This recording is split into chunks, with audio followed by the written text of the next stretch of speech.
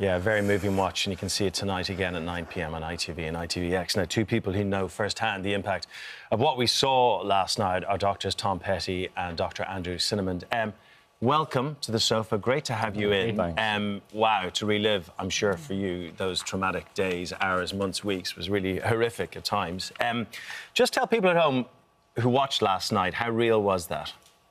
Well, I think what we strived to do with the programme was to try and make it as authentic as possible. And Rachel Clarke, who wrote the book Breathtaking and then was a co-writer on the script, her sort of overarching rule was to make everything as representative of that early pandemic, so that we were reflecting people's experiences both in the NHS and at home as accurately as possible to do it justice, really. OK, Andrew, Thom, can you just give us a little bit about your backgrounds and why that you were asked to be involved in this? Yeah, so I sort of went to Sheffield Medical School for 6 years, and then I worked... Interestingly, I was one of the class of the COVID pandemic in 2020, so I was sort of finishing up medical school, and then things started to happen. You know, the press conferences started, and I was like, not sure what's going to happen. It was scary enough to be a doctor, never mind seeing a pandemic unfolding and thinking, oh my goodness, this is going to be me. Right at the beginning of your career? Right at the beginning of my career, and it was scary enough, as I say, becoming a doctor, never mind with all this. So we were sort of sent home at finishing medical school early and was told we might be brought back in to help in whatever way we could. So I started then in sort of April time 2020 working on the COVID wards over in Sheffield and in Doncaster Hospital. In terms of getting involved in the show, I currently work at the Ulster Hospital in Belfast. I have a lot of my colleagues who are currently watching, so hello to them, Ward 3E at the Ulster. So I had a friend of mine, a colleague of mine who knew Dr Rachel Clarke and worked with her in London, and had said there was going to be a new drama filmed over in Belfast in Jordanstown, and asked if I could get involved, and I couldn't wait to jump at the opportunity. So it kind of just fell on my plate a little bit, but it's been great. What was most striking about last night was the pure chaos of it all. Nobody really knew what to do. There was direction coming from on high from the government. It didn't seem to fit in what was actually happening at the coalface as such, Thom. But nobody knew. It was really scary for you all. Can you describe those days? Yeah, well, there were a lot of uncertainties in the beginning, and it escalated quite quickly. So I think what we've perhaps forgotten is how over a period of days and weeks, it really ramped up, and suddenly the number of hospital admissions were huge. And I think we see that on the timeline that's very faithfully and accurately laid out in the programme. On the ground, we were kind of busy. Yeah. You know, we had a lot to contend with. And so I think at the time, there was a bit of a disconnect with what was maybe happening higher up and the advice that was coming through. We were, you know, most of us in the NHS were getting on with it, and it's only really with hindsight that we've seen there are maybe questions to ask about certain elements of the way things were handled. The really scary area of the hospital depicted last night was the cold area, where patients are coming in, bit of a cough, not quite sure if they have it or not because testing was taking so long. That was the area you were in.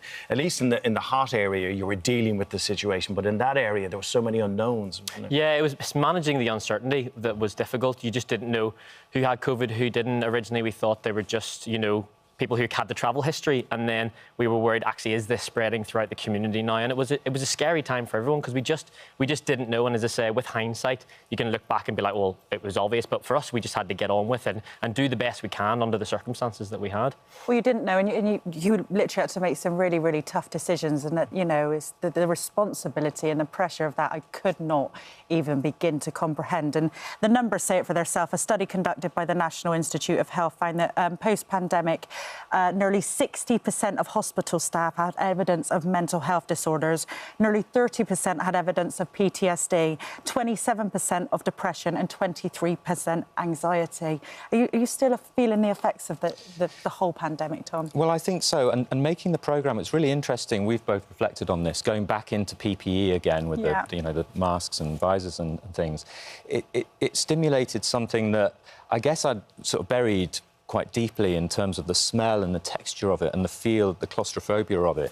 And, I mean, I've been a doctor, I'm a bit older than Andrew, so I've been a doctor almost 20 years, and I've seen some things in my time that I'll remember. But the concentration of cases in that period of time and those COVID cases that I still think about now was unprecedented. To see that sort of concentration of really sick people, some of whom sadly didn't survive.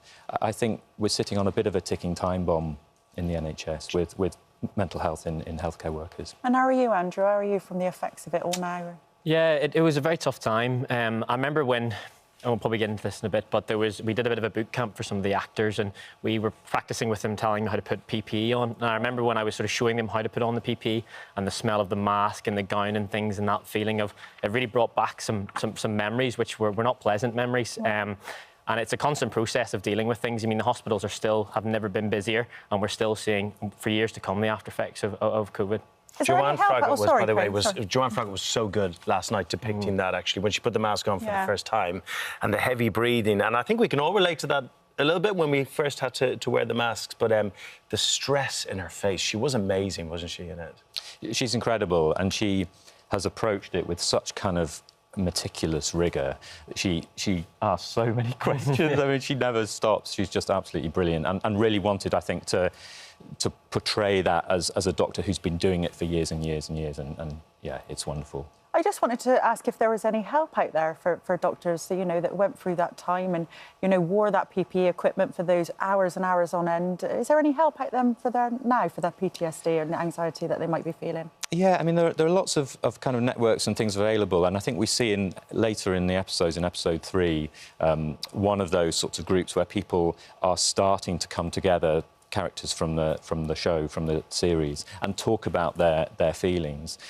There's probably not enough, and I think there's also, we battle against our inner need as medics and nurses and everyone else who works in healthcare to be a coper. Yeah. You know, and just to go, well, everybody's been through this experience. Why am I different? I don't know how you do it. I really don't. One of the big lessons from watching the drama, I think, would be listening to the people on the ground a lot more, because you guys, the doctors and the nurses, you spotted the problems before anyone else. It almost felt like there was an imbalance of where the information, where the guidance was coming from. Did you feel that?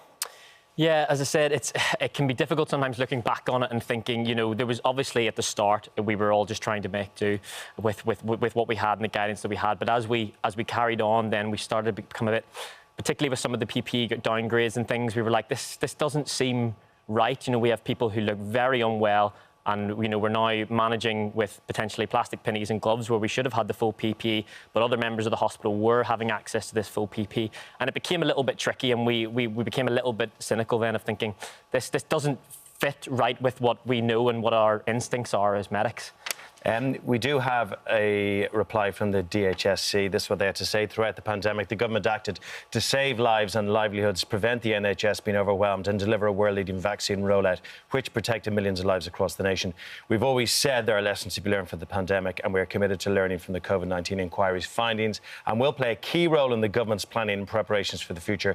We'll consider all recommendations made to the department in full. And I know where those recommendations to come from. People on the ground, don't you think, Jess? Yeah. Andrew, Thom, thank you. Thank you for everything you did during that time. And, yeah, just, I think, from us and the nation, like, we would have been totally lost without people like you. And your colleagues. Thank you very much. And you have a starring role, I believe. Well, a little role. Don't blink too many times. But episode 1, playing Neil, who's one of the emergency department doctors. So he is. Watch it go. There you go. Oh, I see you now. Oh, there I am. Makes sense. And he's gone. You played it perfectly.